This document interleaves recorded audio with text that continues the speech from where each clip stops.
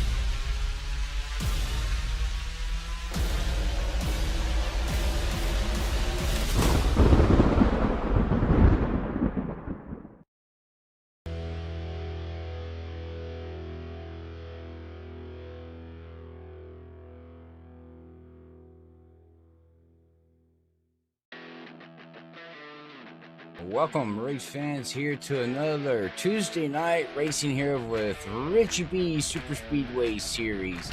Getting ready to take on Michigan International Speedway, one of my favorite tracks out here on the circuit, as it's going to be a 2-mile track here in Brooklyn, Michigan, with the weather of 81 degrees, humidity at 51%, partly cloudy with 10-mile-per-hour winds, and man, them winds are going to be strong out there for these guys to take on. But I'm also going to be happy and accompanied up here in the booth for the first time. John, how you doing, John? Hey, Rob, thanks for having me. Hi, everybody. You might know me as John Maniaki. You might know me as Flo McNasty. I'm really excited for this race, Rob, let me tell you.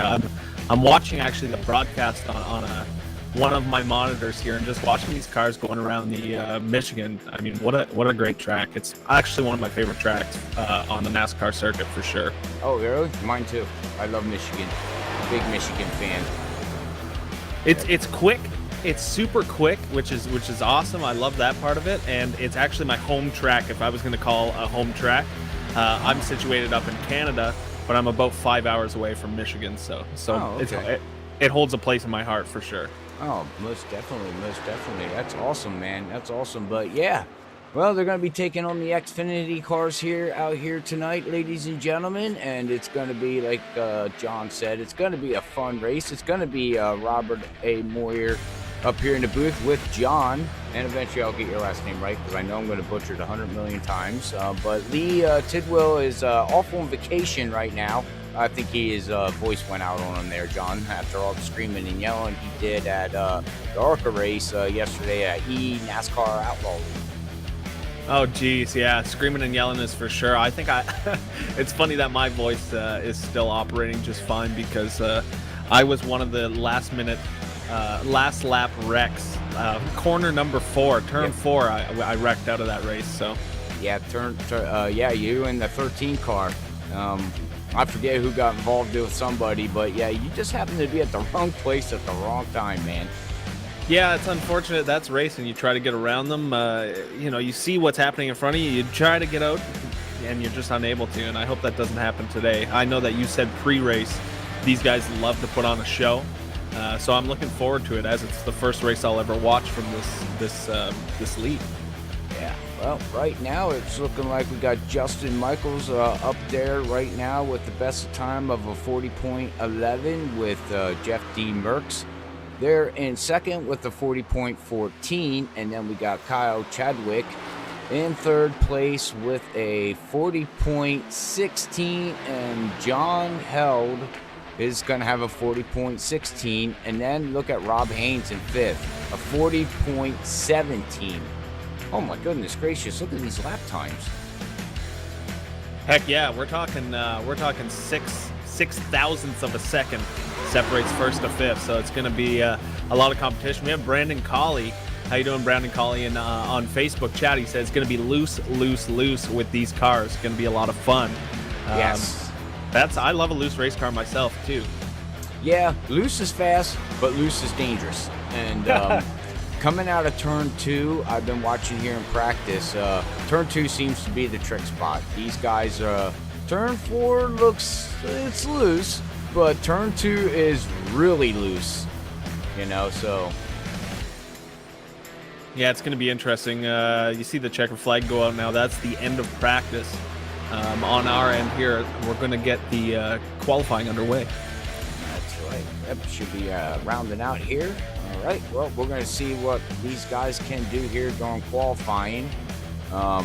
Everybody knows here. Well, I know, and people are still learning here. Let's see. Where's his name? Where did he go?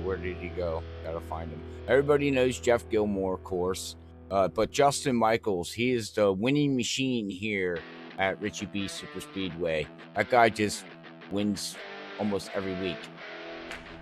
Justin Michael, yeah, with a 40.106 was his practice time, which topped the board during practice. So we'll see. I mean, myself, I'm really bad at qualifying, so let's hope he's better than I am.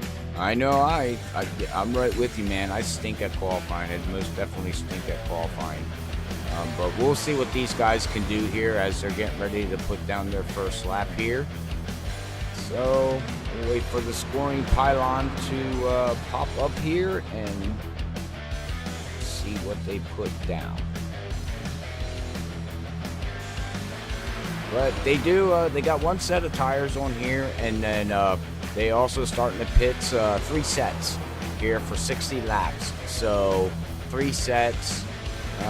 If all goes planned well, they should have enough of sets to finish out this race. But if we have more than, I'd say, 2 cautions, then we're going to have to start paying attention on what people are doing with, their tire sets there, John, because, you can take your left side, you can take your right side, you can take all 4, but then you might be screwed because you've got no more sets of tires left, and you might have 15 laps to go, so I don't know how long these tires hold up for.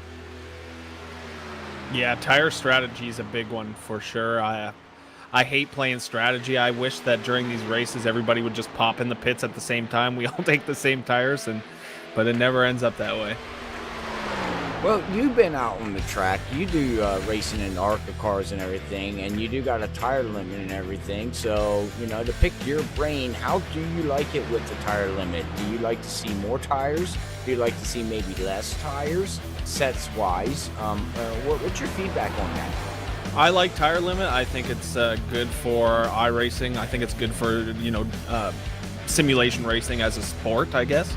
It's interesting to allow people, and especially in a league like this where it's a bunch of teams, right? You allow these teams to form strategies and groups of cars to be on different strategies, which makes for interesting racing. Okay. All right. Well, that's the first time I actually got to pick a driver's head with, tires. We do some other leagues that don't have it inputted in yet. They don't have it in their season. They're just finishing out their season, and they're looking like, putting it in for the next season, like World Series of Sim Racing's looking at doing sets of tires. Sim Racing Unleashed on Sunday nights, they're going to be going into that limit set of tires. We do know the Monday night over eNASCAR Outlaw League, they do sets of tires there for the ARCA cars. So I like it. I can't wait. It looks like Justin Michael, while topping the board at a 40.1, he actually beats his time in qualifying, which is interesting and great to see. He doesn't choke, that's for sure with that time. Actually, it looks like everybody beat their practice times. We got Jeff D. Merckx there with a 40.07. Jack in the 77, a 40.20. Williams E. Moore 2 weeks ago, race winner, 40.25. Rob Haynes a 40.26. Scott Patterson a 40.28. Jesus, booms. Is the whole field just a couple tenths off of each other? Yeah, I mean, it's you had said prior to the race, again, I'll mention it, you had said that these guys are going to put on a show. I mean, it all comes down to how I find the groove here at Michigan isn't on the bottom, and it's not at the top. I don't know as the race goes on, but it's kind of like that right the second seam almost is where you want to be. From what I remember, I haven't driven Michigan in a while myself, so.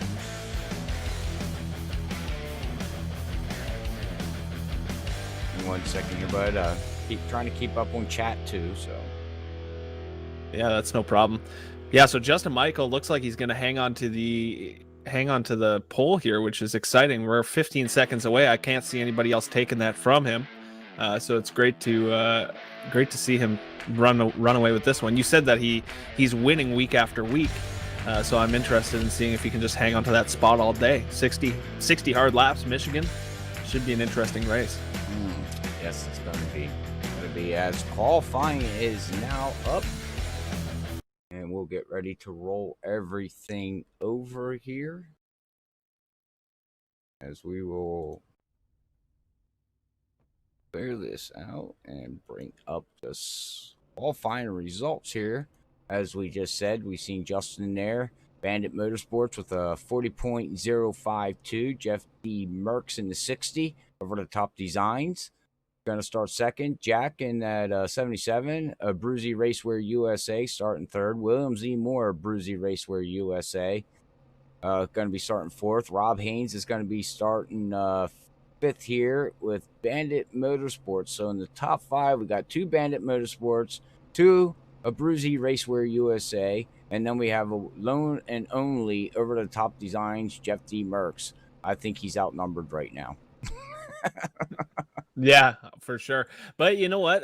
You got a fast car. I mean, I don't know. Now from in your opinion, do you think that there's much pushing happening here? Like, sure, it's a super speedway. People are, that's what the league's about, is super speedway racing. But, is there much pushing on the straightaways here? I would say, yeah. Yeah. Yeah. I believe we're going to see a lot of pushing out there. Most definitely. I mean, you're going to want to try to get the best kind of draft that you can going down the backstretch to go into turn in 3 and 4, and then try to hold that line exiting out of 4 without spinning out. And that's going to be the key. The tires, the back end's going to get snappy loose. I always called it bipolar loose. 1 minute you're going through the turn and the car feels great, and then all of a sudden, snap, boom, you're around. You're like, what in the world just happened? You're like, yeah, don't even know it's coming. I mean, honestly, you just don't know it's coming. Yeah, and I'm interested in seeing throughout turn 1 what's going to happen here. I assume everybody's going to kind of hover around the middle of the track. I don't really think the low line here is very useful, but I'm interested in seeing how these guys drive. I feel like, and I don't want to jinx myself or be rude to myself, but I feel like everybody in this league is going to be better of a driver than I am. So I'm interested in just watching them drive and seeing how they work as a team throughout this race. Well, I know 90% of them are better than me. I'm not afraid to admit that. Yeah, for sure. I haven't seen them yet, but I mean, all these cars have some really nice paints. They got good team sponsors behind them, and they're laying down great times. So. Yeah, and definitely, like you said, the low line, I don't think it's recommended. I think it's the middle line, like you said, there at that 1-seam groove. Going through 3 and 4, if you get down too low, I always felt it gets really snappy loose down there. So if anybody can figure it out down there, that's actually going to be a good thing for them. But pace car is in, and green flag is out as they go roaring down to turn number 1 for the first time here tonight for 60 laps. And as we were talking, we're going to see them just pop into turn 1 as suspected. It's looking like they're all going to hover around the middle of the track here. Be patient and just try to hold their line and gain as many positions as they can until the first pit stop, I would assume. Hopefully no wrecks, fingers crossed. Yeah, And most definitely you want to get the tires warmed up too. It's going to take probably about 3 laps to get the air pressure up, get the tires warm so they can start sticking to the track and start laying down that rubber, which will help them, you know, as the race progresses on. But if you start getting some yellows and things like that, and the track don't heat up, the rubber don't get laid down, and the tires don't get warm. Yeah, and you can see Mark along the backstretch there just being able to suck right up to the back of Justin Michael's bumper to give him a nice little push, at least let those 2 cars work together up front, because when you're hung out with no other teammates, you got to work with who's around you, right? Most definitely there, Jeff. Oh my God, I was looking at Jeff and I was gonna call you Jeff. I do apologize, John. Hey, you can call me Jeff all you wish. I'll call you Jeff. I'll call you whatever, right? As long as we'll talk. Whoa! Not in the race, but I just had a bright lightning come right through the house. Holy freaking crap! Awesome. Ooh. Yeah, we just saw the 21 of actually William Moore make a pass here. That's for 5th place. Now he made that pass on Rob Haynes, quite nice in that 199 beer store car. If I caught that correctly, I caught the end of the engagement, but I assume that I saw the pass. Now beer store car looking on the inside as well of the 21 of Scott Patton.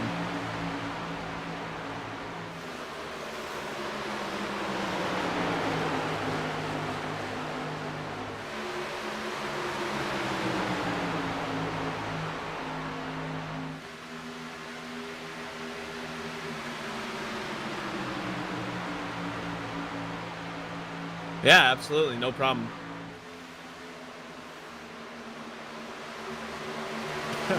Yeah, no problem. If I'm looking at the broadcast correctly, folks, it seems we have these 2 Abruzzi Racewear cars side by side here. Now they're going to be able to team up. Maybe planned, maybe not, but that's Moore and Danielson, I think. That's, Judd Danielson. I hope I'm saying that just right.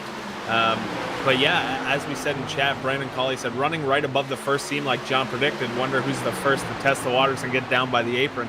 Totally agree, man. You know what? It's going to be just up to, like, maybe passing, right? I know I'm going to hold that second line if I'm driving. So I wonder, you know, is somebody going to try to make that pass? And it might be later in the race we're going to start to see people mixed up in that kind of action. But as of now, I mean, hey, let's hang out with our teammates, try to, you know, get our cars side by side or one by each behind each other, and just work together and try and gain as many spots as we can for the first little bit. I think we had heard, we're talking 3 sets of tires, including the ones on the car, I'm hoping. I don't want to get that wrong. But this is the first time I've called this league, so I mean, we're talking every 20 laps these guys might be looking to pit.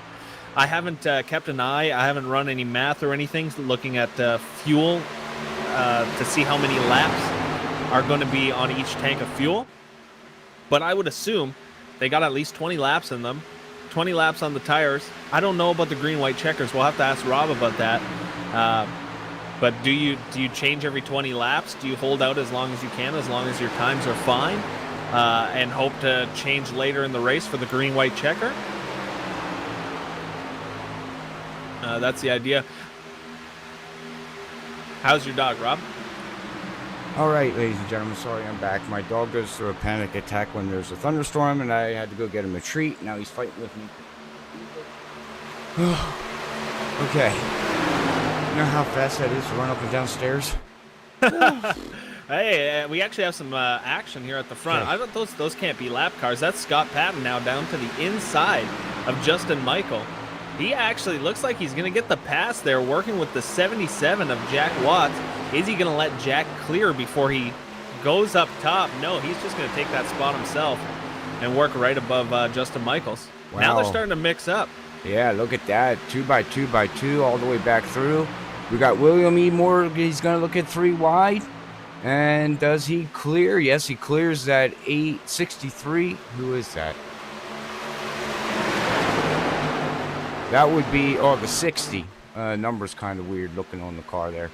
But he made it 3 wide and got clear there from Jeff D. Merckx there, John. But yeah, you can see, just look how close the pack racing is here. I mean, We've seen it in the qualifying. We've seen it in practice. The lap times are right on top of each other, and now it's just it's rolling right over to the race. No one can get away from nobody. They're using the draft. They're pulling out. I mean, this is looking very, very good. Oh, jeez. Okay, I screwed up my my driver counter here, but now I'm all set. Yeah, the 77 making that pass. It was actually nice to see. They mixed it right up. You know, some at 1.3 wide. It looks like they're racing for position now, which is nice. They're not all hanging back. I wonder if that's some guys are better on older tires. I wonder if that's some guys are saving tires better than others. Interesting. But you can even see that the 199 there of Rob Haynes, if you can get that first seam up, I mean, you're getting runs most of the time, as long as you can push that other guy up, and you just proved it there with a pass for the lead. Wow, he came from third to first in the front stretch there. Heck yeah. Yeah, he's wheeling that car for sure. And you can see Bandit Motorsports is running third right now. And we got BBK Racing running there in second. Over the Top Designs is going to be right now running in fifth position, or now fourth. Man, I feel like we're watching Daytona or Talladega. Track positions changing left and right on every lap. Yeah, that's one thing I really prefer about any kind of, like, I love oval racing so much because while road racing is great, I like to drive those open wheel cars like the F3s or the Formula Renault 2.0s. Like I run those in iRacing all the time. Okay. But I find sometimes like you could be in sixth and the fifth place guy is 20 seconds ahead of you, right? So it's nice to have some close racing. You can always, if you're an okay driver, you can battle for the lead a lot easier, I find, in oval, or at least have some more lead change-ups anyways. Yes, I agree with you there, John. And if we go back here, we can definitely see Vernon, Kyle, Chadwick. Man, there's a hornet's nest back here right now with these guys. From fifth on back to, it looks like, ninth position. I also want to say a big shout out to everybody. Thank you for tuning in on Facebook and YouTube. If this is your first time here at Freaking Fast Broadcasting, as John's up here in the booth with me, Robert. Don't forget to hit that like, follow, and share button. And Rob, oh, sorry, I had saw a yellow thing on my screen. I thought a caution came out. That's my mistake for that. Oh, but Rob Haynes now has a pretty comfortable lead of at least a couple tenths, I would assume. I don't have a time tracker here. Yeah, it's actually half a second lead over Scott Patton. Yes, he's about, but you know, getting too far out like this, as we got some cars into the wall. It looks like, oh, now we got a car hitting the 95 just ran right in the back of Judd. Who else was into the wall? It looks like Ronald in that 76 got up into the wall. And yes, he does have right side damage, ladies and gentlemen. So he got up into the wall and it actually bundled everybody up behind him, and a couple cars ran into each other. But we stay on the green though there, John. Yeah, that's exciting. I love long green flag runs. I love green flag pit stops. I love that kind of racing. It kind of mixes it up and forces everybody to play those different strategies. And yeah, and as you said, it is dangerous to get a little bit far out, especially when the car's behind you. If they're not battling, if they're all lined up, they might catch you and pass you. You know, get that run off one of these turns and just fly right past you. And as Rob Haynes, I mean, if you're leading the race on lap 14, I don't think you're throwing a big block. You might just let them go by and try and catch him later in the race, because he's obviously fast. I don't know if that's the fresh air playing into him or not, but he's obviously fast here at Michigan. I think fresh air does play a big factor in any car that you race, with the way the physics are set up here in iRacing and the way the chassis set up and the setup itself. You get out there in clean air, you don't have to worry about that aero push. You can drive your line. You don't got to fight with other cars. I mean, prime example, we seen it last night there with NASCAR Outlaw League there in the ARCA race that you were in there, John. You know, the leader got out front, Ken and Kenny, and when they got into the fresh, clean air, they were gone. I mean, they were gone. But once they got stuck back behind traffic, you know, with 5th, 6th, 7th place, everything changed really fast for them. And it's all, you know, they couldn't run their line. They had to check up, you know, things like that. So a lot of these guys here tonight right now are dealing with that too. You know, some can handle it better and some can't. And you know, how much do you back off on your tires too? You know, as you're going into the turn, do you dive bomb it in there? Do you back up the turn to get a better run off? You know, things like that, man. Mm-hmm. Yeah, especially being bundled up, as you said, kind of not being able to run your line. That goes hand in hand with just, you know, you might be as a driver faster on entry, but slower on exit. So you're having to back up earlier because of the guy ahead of you, and you're not able to, you know, drive exactly how you want to. And that, I can tell you from firsthand experience, it's a pain. Well, that's one thing I don't remember no more. I haven't raced in a year and a half now, maybe something like that. So I haven't been out on the track. So actually getting an input from Lee, you know, Lee Tidwell and you, a driver that's actually down on the track, and then we got Brandon out on the Facebook giving us information. We got people on YouTube giving us information. So I do much appreciate everybody doing that for us. And actually, there's a battle now for, it looks like, third between Jeff Merck and Scott Patton. Wow. They're side-by-side racing now. I think it's been now 2 groups of turns here. They're heading into 3 and 4 now. Going to be side-by-side again. And that's the 46 of Scott just backs right out and kind of gives it to him. I think maybe he might be thinking he's faster in 1 and 2, and that might be where he's trying to take his pass. Well, he's going to look down on the inside right now, going across the start-finish line to take it down into turn 1. Now, I know when I used to race this track, as you said and I said, it's my favorite track on the circuit. I always liked running that high line. And for some reason, I was always better keeping my momentum up, keeping the RPMs up, and, anyways, RPMs up, you know, to get a good run going down the back stretch or front stretch. But that 87 of Justin, did he just hit the wall or come pretty close to it?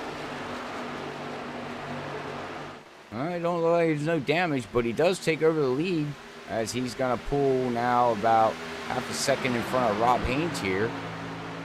Come back here to the back of the pack and field. We got Ray Richards back here in 11th position running. Tony in that 62 running in 12th position. Jeff Gilmore is back here in 13th position. And let's see here, Wally is back here in 14th position. We got Brian in 24. He's running back here in 15th position.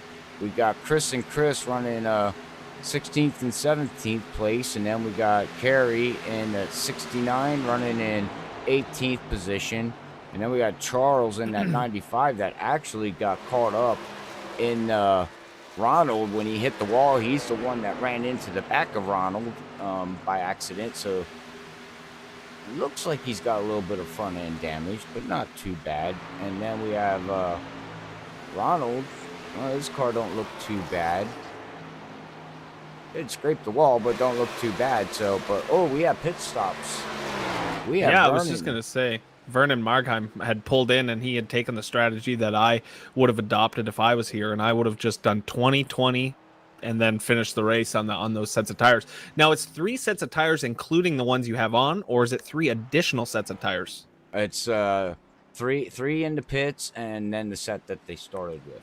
Oh, geez. So they have tons of tires then. So that's exciting. Yeah, I saw him drop down to the pits, and I looked down, I saw lap 20. I said, that's exactly what I would have done if I were in this race. And I wonder how many people are going to adopt that same strategy, maybe pitting this lap. Yeah, we'll have to see here. Basically, what he's doing is he's short pitting to try to get as far as ahead as he can. And if this race stays under green, which is an incentive for all these drivers too, John, 3 cautions or less, $10 goes into the pot, and then at the end of the season, whatever the Oh, we pot had is. 2. Oh, the 46. Yeah, sorry to cut you off. The That's 46 okay. scraped the wall along with Justin Michael, and the 46 through the grass. He's just going to have to be very careful and make sure that he gets himself back up safely. Now, let me ask you, there's no fast repairs, right, Rob? I believe they have 1.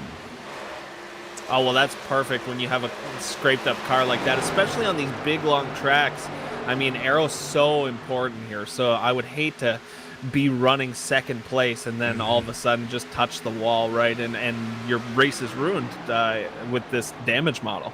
Yeah, well, he just fell back to 10th position, so if I was him, I'd be hitting pit road now. There is no point of staying out unless he's gonna, oh, he's still gonna plug away at it. As we got William E. Moore now coming on lap 24. So pit window has opened up, John, and a lot of these guys in the back are going to be making these pit stops, like I said before we had the 46 with Scott there getting off track.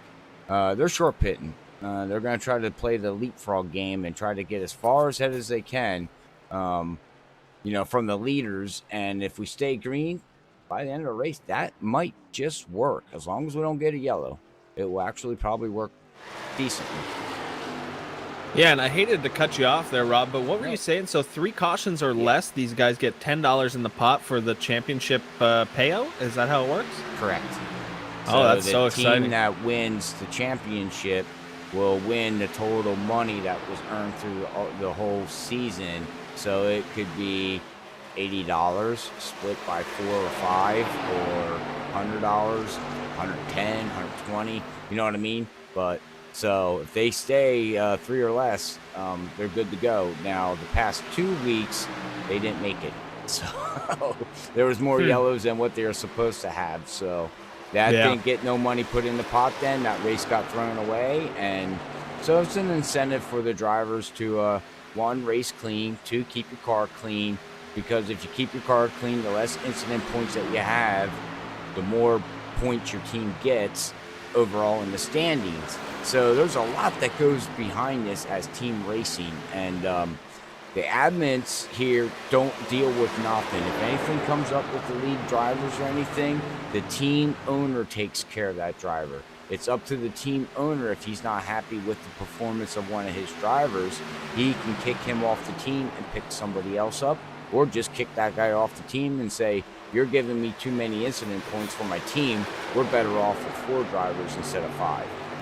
Yeah, that's a great tactic to have while running a league. Number one, it just keeps everybody honest. But I mean, the simple things like, I mean, you don't want to be running 4th or 5th and have somebody be impatient, and even try to move somebody to get an extra position. If you're going to get those incident points, it's almost worth it to just take that position less instead of causing a wreck or something.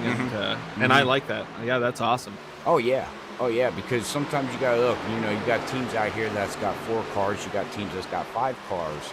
So the goal is with, your 4-car team, 1, you're looking for another driver. 2, you got to get your team up to the front to try to just balance out the point system then, because if you have less incidents, even if you finish back with the 5-man team has more incident points, you're going to gain more points anyways because that team had more incidents. So it can go either way, man. I mean, it's crazy. I know I wouldn't want to try to keep track of the stats.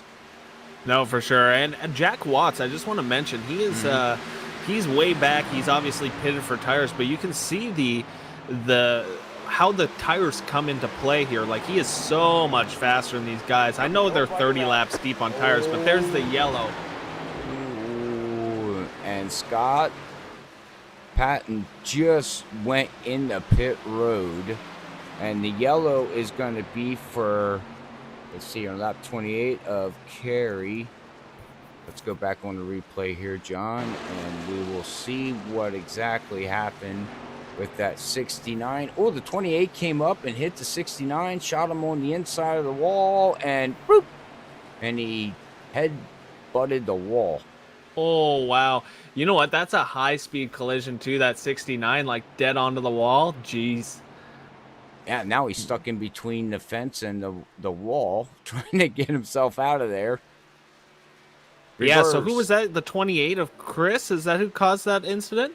Yes, that would be the 28 in the Hardy's car there, Chris. He came up and got the left rear of Carey and just sent him around. I guess he just got way too tight going into that corner. Maybe carried too much speed through it, or he hasn't pitted yet for tires, has he? Mm-mm. I was gonna say maybe he had cold tires. He was super tight. I don't know. I wasn't. That could have been. I think that. Sorry, I didn't mean to interrupt you there. I think the longer that we go on the tire run, the more that the car gets tighter. Cold tires, you're going to be more loose. So he probably pushed it a little bit too far, and on old tires, just made him push up into them.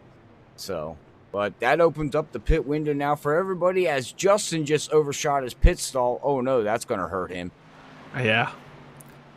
And you said Patton was already in the pits, like as the yellow came out. So hopefully he negated all of these flags that maybe he could have gotten. Hopefully he didn't catch that coming into pit road. I've done that before.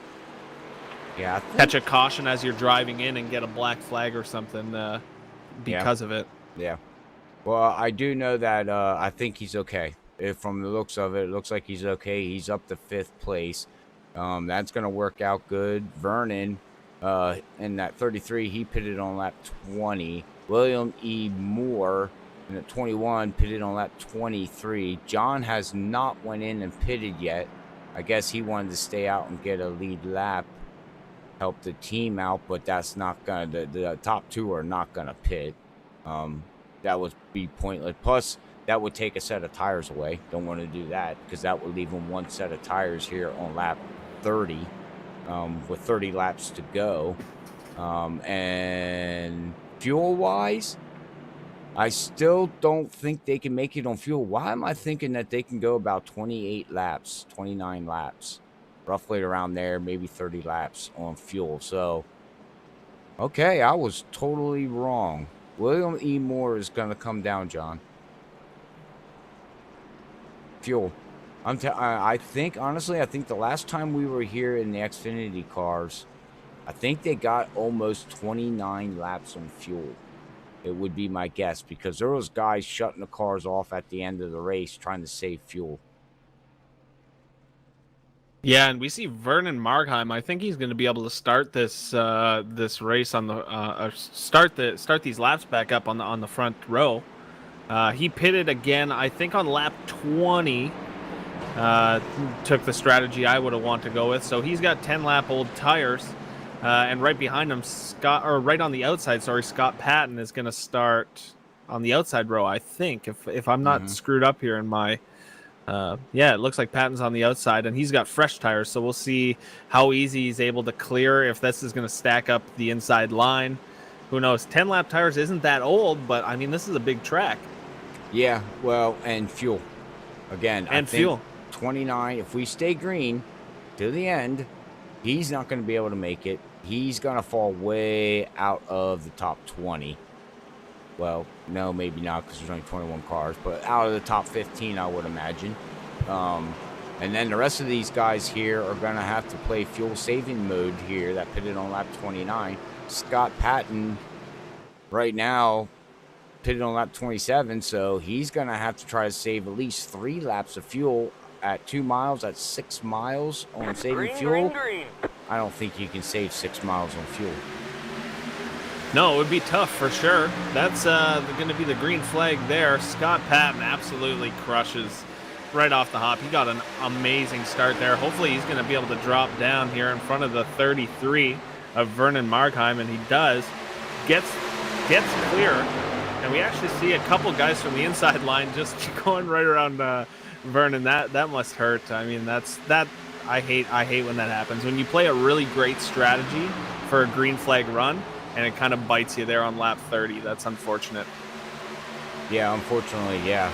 Yeah, he had a strategy, and the yellow came out, and it's heartbreaking because now he's stuck in a hard place in a hard rock. I mean, he could have pitted, but again, if he went down 3 sets of tires in the pit road, get 4, that would leave him 1 set of tires. Everybody else came down, still got 2 sets of tires. So he kind of put himself in a bad position. Yeah, and I know Vernon wasn't running at the front the whole time, so I mean that could have also just been maybe he's got like a top 10 car, maybe he doesn't actually have a top 3 car tonight. So I mean that could play a factor as well. But the tires obviously are a huge factor. Come back here, we got Trent in that 12, battling there with Jeff Gilmore. Good old Canadian driver there, good old Jeff Gilmore, up in your neck of the woods here. Jeff Gilmore, my new favorite driver in this series. That's exciting, and that was a very Canadian thing of me to say. Yeah, no, for sure. That's what we say up here. That's okay. We say Ben had that. There you go. So I'll cover you up there, buddy. Mine's worse. So that Gilmore now just going right around Vernon himself, which is exciting. So yeah, it definitely is the tires for Vernon. You can see the whole field just running right past him. I wonder, if I'm in his situation, I'm sweating a little bit, I'm cursing a little bit, but you got to remember that maybe his track position's better off now than it would have been. If we catch a quick caution, maybe he'll come down and take tires, but I'm interested in seeing somebody like Scott Patton, who caught the tires at the right time. He's leading this race. Is he going to attempt to go right to 60, or is he going to try to maybe take tires around lap 50, hoping for a late caution? I still don't think he can make 6 miles on fuel. He's gonna, and being out in the lead now, he's sucking up more fuel. He's got the air pushing down on that car, slowing him down, so he is using more fuel than he wants. He would be better off sitting behind Rob Haynes and letting him come by if I was him, and just draft with him and try to run 75% throttle, maybe 80% throttle. Just keep enough up with the car, but don't lose no ground. But again, I could be wrong. They might be able to get 32 laps on fuel, and that would put him right at that fuel window,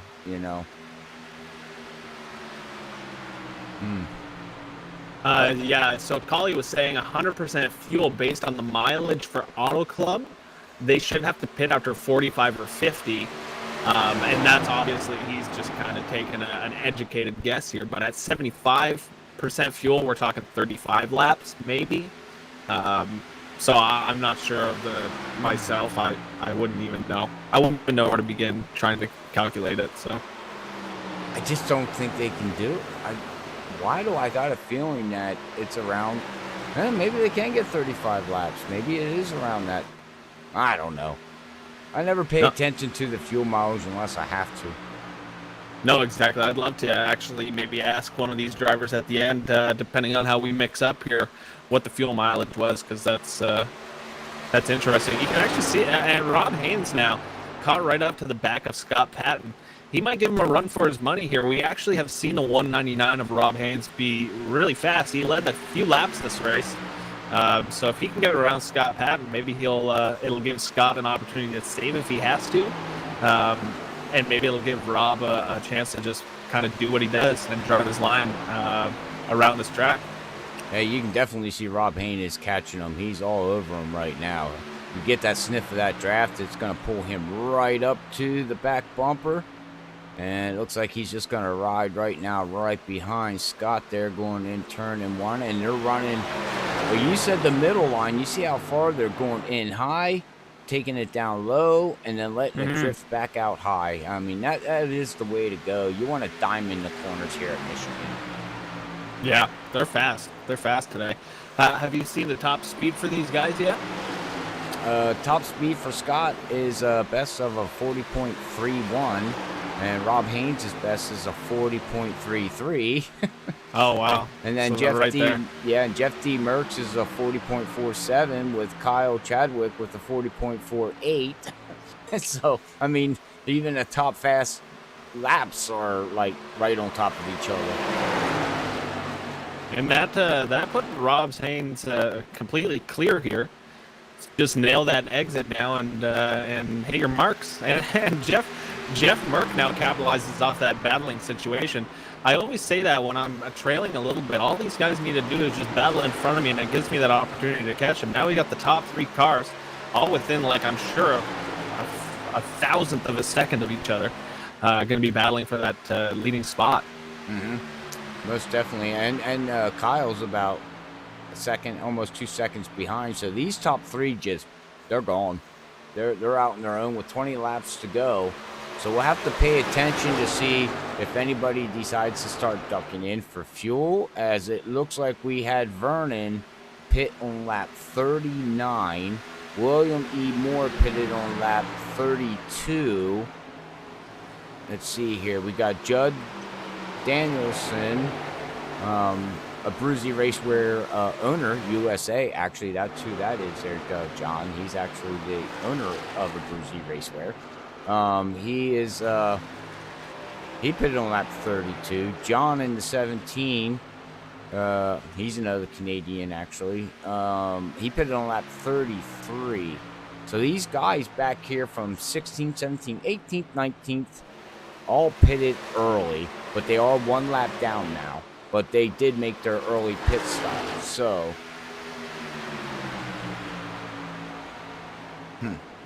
Yeah, that's exciting. I mean, I would want to lap. I again said I would have pitted 20, 40, and then if I had to at the end for tires. So maybe they had that in their head at the start of the race, and that's what they're going to continue to do.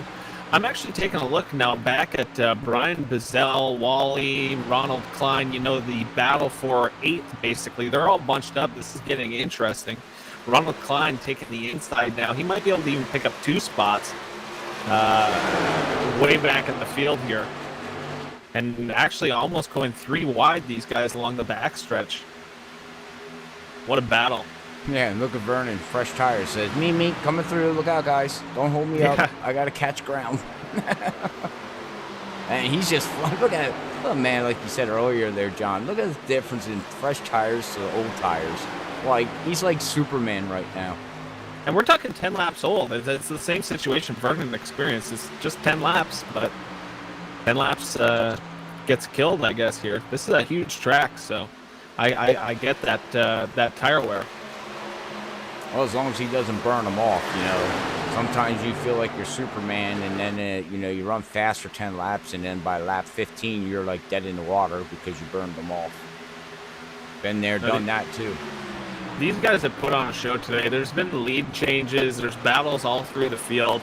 1 caution. I know some people like caution-filled races, but, I mean, the best racing is green flag with green flag pit stops. I love it so much. Fuel strategy. I love fuel strategy, and that's why I like about the set of tires, fuel. You know, I like strategy racing.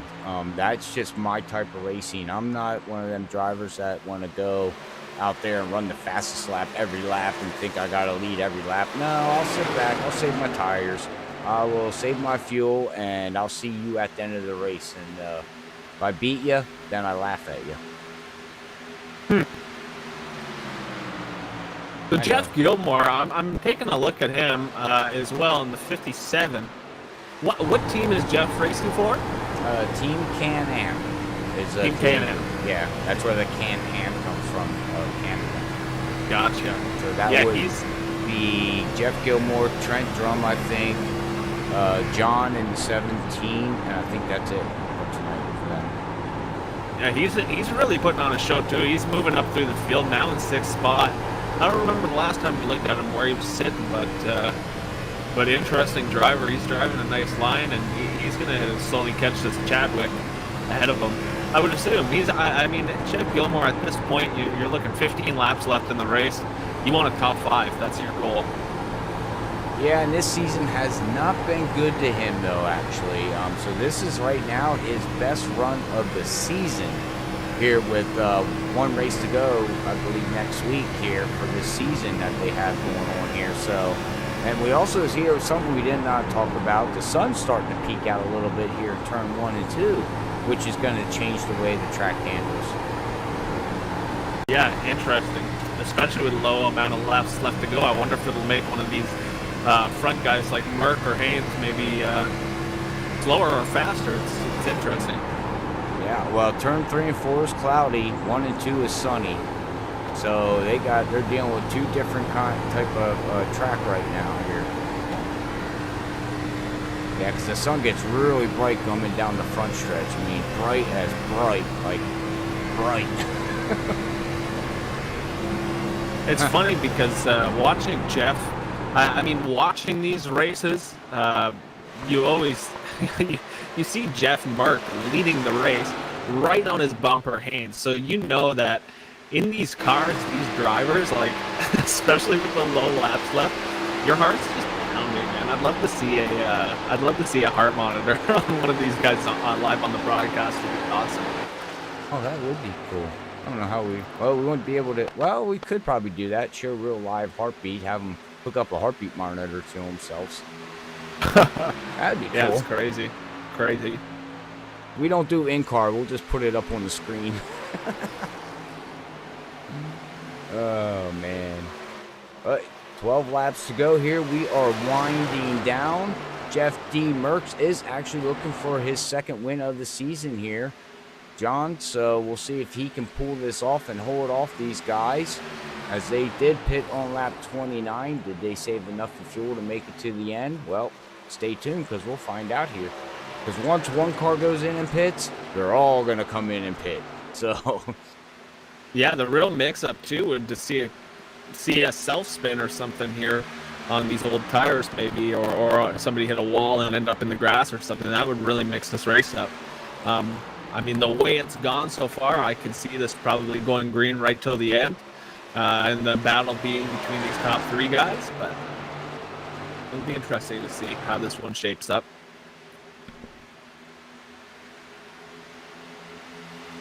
I'm not sure if you are listening to the broadcast, but your mic's crackling just a little bit, John. Oh, is it? Just give me 1 second, all right?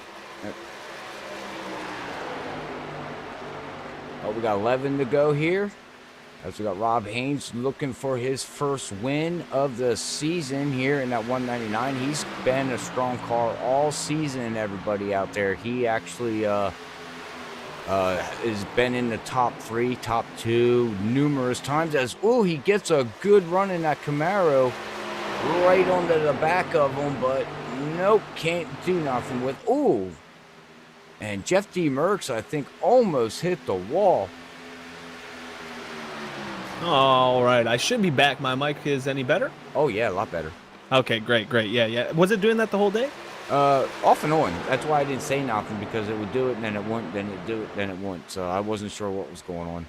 Yeah, I got a really old sound card here, so I got to replace that sometime. It's unfortunate, but that's what it is. Yeah, it is what it is. That's right. As long as it works when it wants to work, right? For sure, yeah. That's exciting. So I mean, I haven't really missed any. I don't think the top 2 have switched net yet. Jeff Merck still leading the way. Love that last name, Merck. Great. I've lost all sound, so take a look at that. You can sit there in the background and go. Yeah, I could. I could hear myself. There we go. All right, I got full sound back. Now I can hear these cars going. Don't you love technical I'm excited problems? for the end of this race. We're talking. We're going to be 5 to go pretty shortly here, and that's when it starts to heat up. These guys start driving the heck out of these cars, and sometimes overdrive them, right? Yeah, and I'm guessing that it looks like so far, unless they're going to try to keep running it, I think they're going to be okay with fuel. So I guess I was way off. Oh well, what do I know? I just call the races. I'm not a crew chief. And Jeff Gilmore now sucks up to the back bumper of Kyle Chadwick. I was going to say Kyle Chadwick. He's actually going to catch the draft, I think, within these closing laps, and they're going to end up battling for that top 5. It'll be nice for Jeff Gilmore to see that top 5, of course, and Kyle Chadwick try to hold him off. That's an interesting battle back there. Yeah, I mean, he's catching him, but he can't do anything with them. And everybody knows out there, it's one thing catching somebody, but passing them is a whole nother subject. Yeah, especially if the guy defends the preferred line. I mean, what are you to do? You gotta figure a way around him, or Wreck 'em. give him a love tap. just let him know you're there. That usually works. Well, we'll do the Lee interpretation of that is give him a little kissy kiss. He won't mind.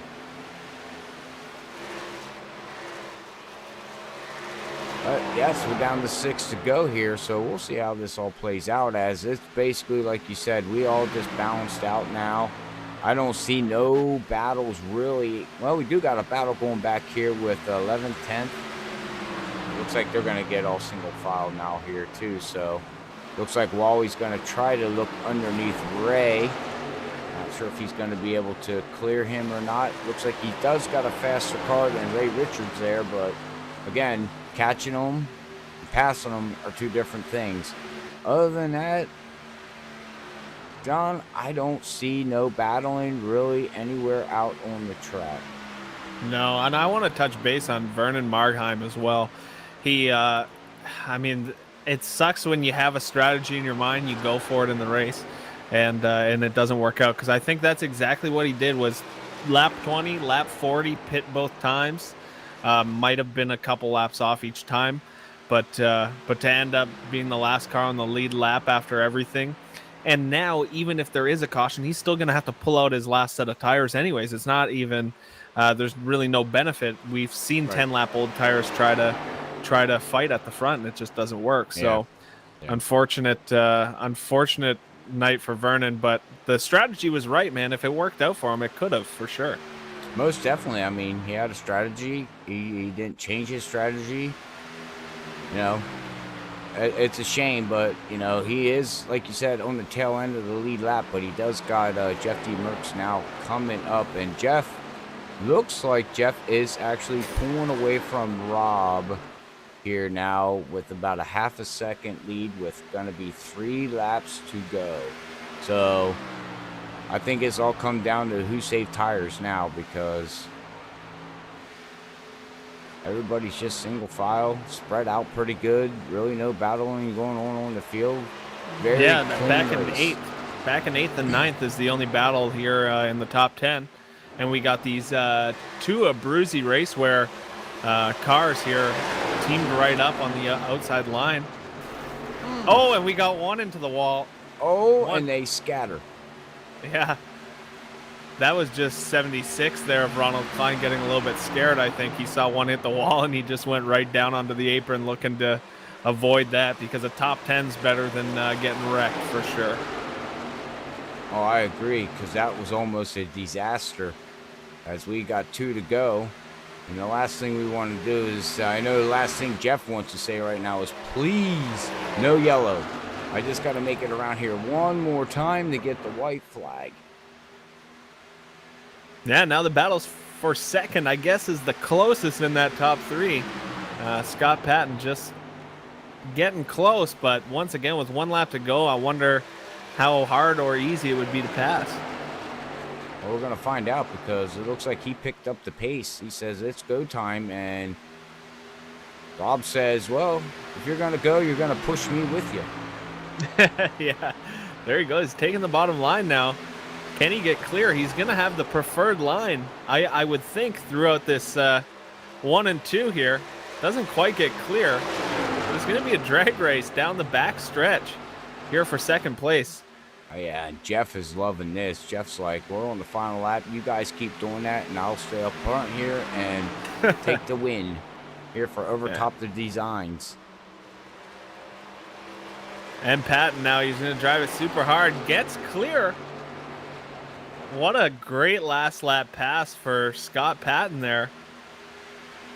And the 46, and that's Rob Haynes going to take home the 3rd place. Good job for them. We have Overtop Designs winning it, BBK Racing coming in 2nd, and then we got Bandit Motorsports coming in 3rd. So 3 different teams in the top 3. A good job by Jeff. I don't know, I like talking to Jeff. Jeff is a cool cat. Everybody here is a cool cat, but Jeff's pretty cool. So congratulations to him on getting a race win. And we'll get ready to get everybody ready for post-race interview here tonight with Over the Top Designs. Race brought to you by Freaky Fast Broadcasting. So we will be right back. Me and John will have our post-race interviews here with the top 3.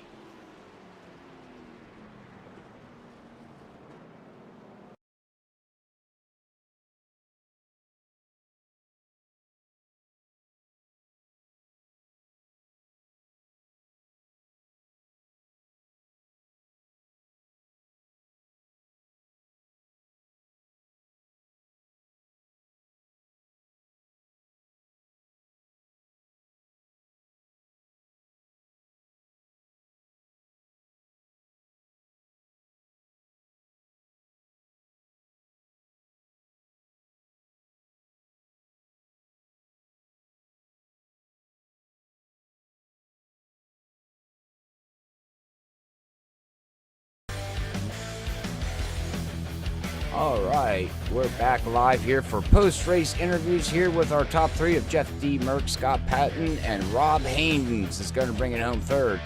So, all right, John, here's your first test and see how it goes here with your first interview here with Rob Haynes.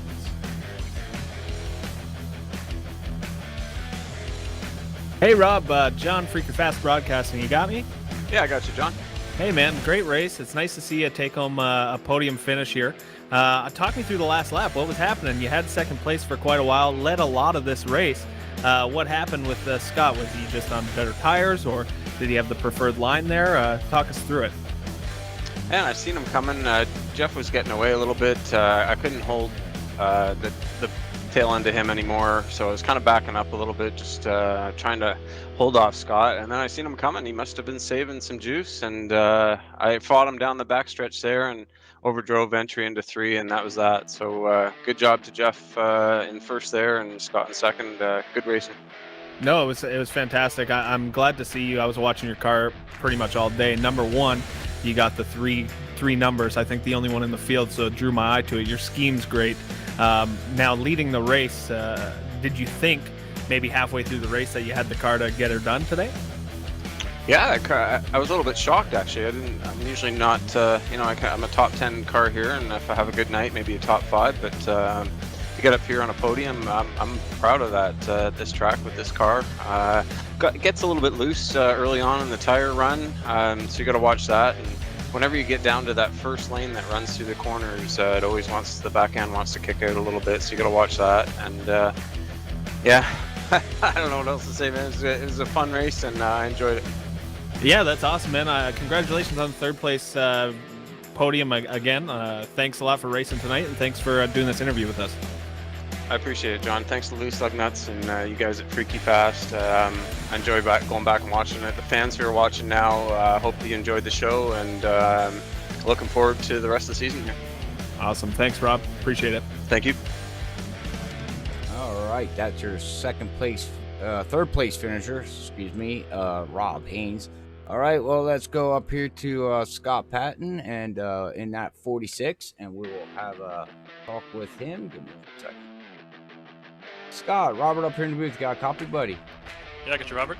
Oh, man, congratulations on your second place finish here tonight at Michigan International Speedway. Tell us how your race was out there, and how far can you guys go on fuel? It looked like a one-stop race on fuel. I think we were like 4 laps of the goods, like 34 laps or so. Okay. But first half was a lot of fun. Just trailing behind Justin there and followed him right up in the wall of 4.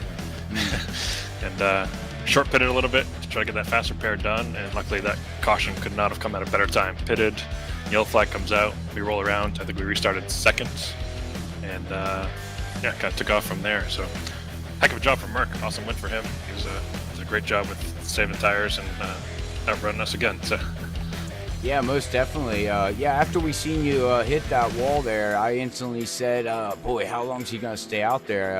If I was recommending him, I would go in and get, my tires and get that thing fixed and get back out there before you lose too much ground. And then you did, and right when you did it, the yellow came out. And I said, wow, did that ever, perfect timing. Yeah, could not ask for a better yellow there. I was just waiting a couple more laps. Well, first off, I didn't even remember that we had a fast repair, so I was just waiting for the normal fuel window. But then I saw that, and I just want to put another 2 laps on the tires to make sure that I comfortably hit that fuel window with like 33 to go or whatever it was. So Right. Yeah, I was averaging around 30. I said between 30 and 35 laps, so I was pretty close to that fuel, man. But, well, congratulations on your second place finish, man. Is there anybody you want to give a shout out before I let you go and get ready for next week? yeah, just a quick shout out to Northeast Motorsports Museum on the hood again this week. Just appreciate everything they do up here next to the New Hampshire Motor Speedway. They're open now, so appreciate that, and appreciate everything you guys do and the viewers out there, and John, everybody that puts on the league. Yes, most definitely. All right, man. Well, congratulations again, and we will catch you next week. Thanks, Robert. Have a great night. Hey, you too, bud. All right, that's our second place finisher, Scott Patton. But all right, well, let's bring up our race winner here, Jeff D. Merckx, as we will have a chat with Jeff here. Jeff, Robert up in the booth. You got a copy, buddy? I do, Mr. Robert. How are you? I'm doing great, man. Well, I know you should be excited here tonight. How was the race out there, and what was your game strategy to get up there into the front and then keep it up there with everybody else trying to pounce you down? Yeah, the tires had such a huge drop off on them tonight. It was you just had to kind of conserve your tires and hope you did a better job of conserving than everybody else.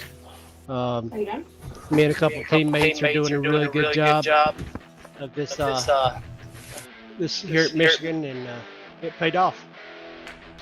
All right. Yes, yeah. I mean, it was a good race watching you. You're up front all night. You qualified second here tonight, so you had a fast ZL1 Camaro. Well, no, it's not a ZL1 Camaro, is it? It's a Camaro. Jeez, I was thinking of the Cup cars. But anyways, you had a fast car out there, and there towards the ending of the race, were you sweating and praying that there was going to be no yellows? And if there was going to be yellow, do you think you had anything for Scott and Rob to hold them off? I had a long run car. I had it set up for a long run, so I don't know if I would have been able to wheel it. Those guys are really, really fast on short runs. I mean, they're good at conserving tires too, don't get me wrong.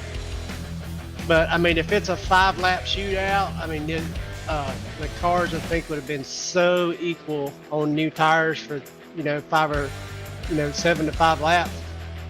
I don't think you could have got around them because they'd have just pinched you low and they'd have got to run off and you would never got around them. Yeah. Even during practice and qualifying, all you top 5 were hundreds of seconds between each other in lap time. So if we would have got new tires, you would have took the amount of fuel that you needed, which probably was none, but maybe top off a little bit of fuel because you're already getting 4 sets of tires, so that'd be up to your crew chief. But I think it would have been a 3-wide battle going down and probably somebody wrecking because you guys would have been on top of each other.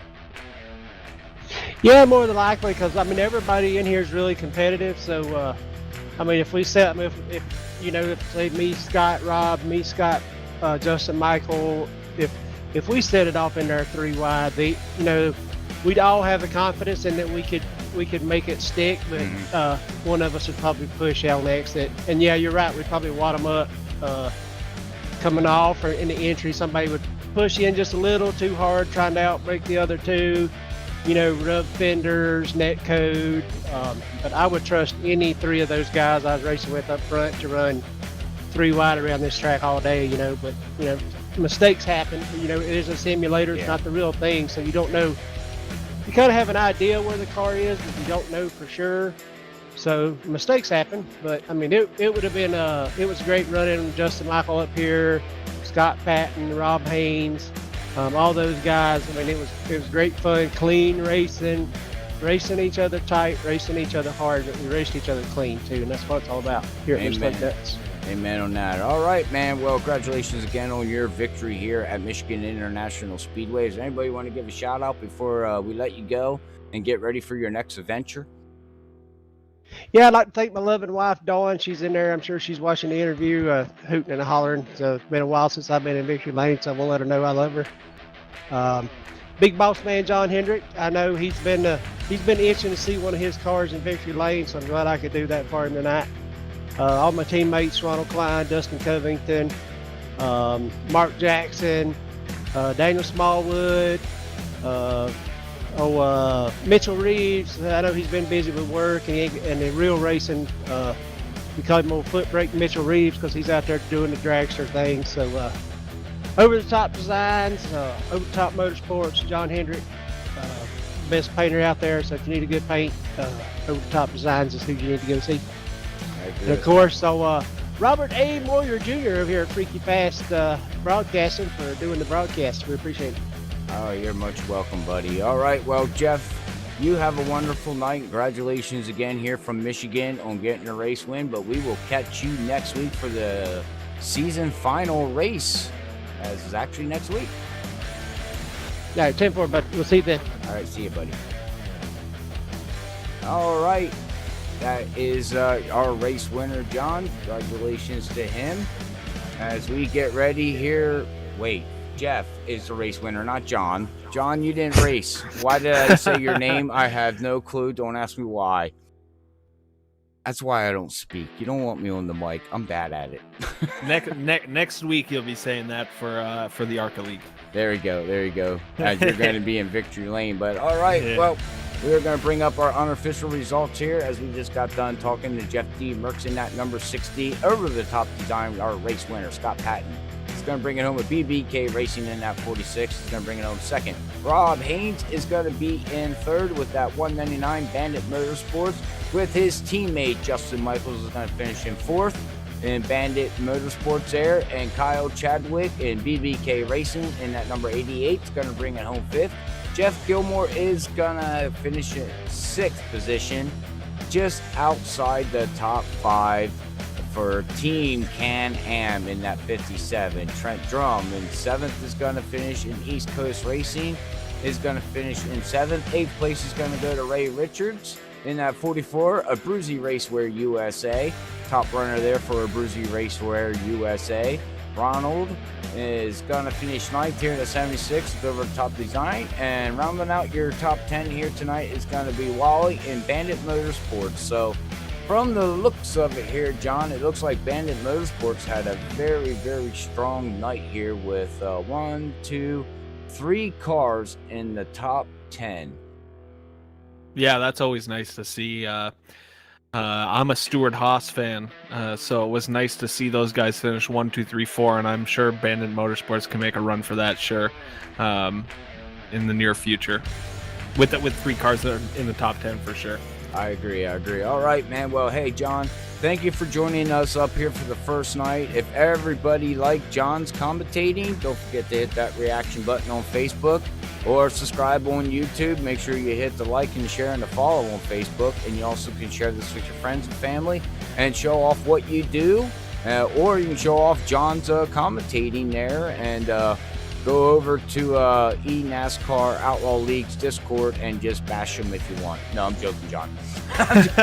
I'm joking. Okay, getting off, man. You did a great job here tonight, man, and we can't wait to have you in the booth for the next time and next Tuesday. But here at Freaky Fast, we'd like to say thank you to everybody who has tuned in, but we will be live tomorrow night at 9:35 at Dirt Renegades Racing League for some dirt action in the 305's Dirt Racing League. So, but until then, hopefully we catch everybody tomorrow night. But if not, we'll catch you in the next one. But Freaky Fast up here in the booth, me, John, like to say thank you again. But God bless everybody. Love yous all. Peace out.